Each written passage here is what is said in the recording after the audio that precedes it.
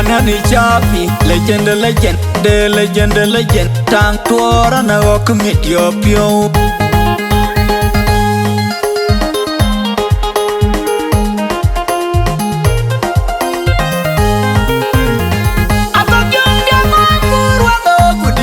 Jekin mulai kawang makai Magur dewa Tiada jika Wagape Waye Hari Nyaman Kedi dah jalan Dia dan nunggu jalan ngai Magur dewa Tiada jika Wagape Waye Hari Nyaman Magur Wagape Dinga jekin mulai kawang makai Magur dewa Tiada jika Wagape Waye Hari Nyaman Kedi dah jalan Dia nunggu jalan ngai Magur dewa Tiada jika Wagape Waye Hari Nyaman Jangan rajuk kuti Tok jiga jemagap tau Kukapya cinyan ciunyim Magur jelek awang Nantara pinipin Unayong kunyim Gergo jelek Kepas kelas kau Kita menguncipim Magur jelek awang Nantara pinipin Unayong kunyim Gergo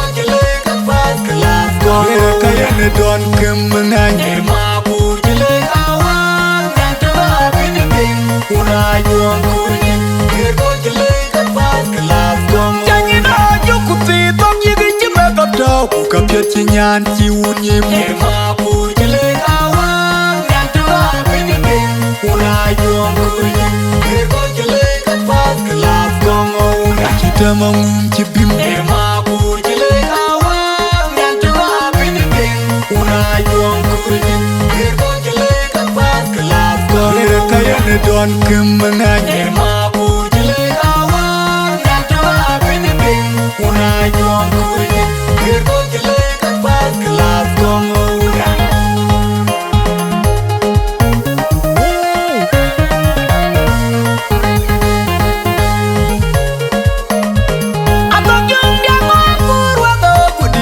Jekin mulai kawang makai Magur dewa Tiada jika Wagape Waye Hari Nyaman Kedi dah jalan Dia dan nunggu jalan ngai Magur dewa Tiada jika Wagape Waye Hari Nyaman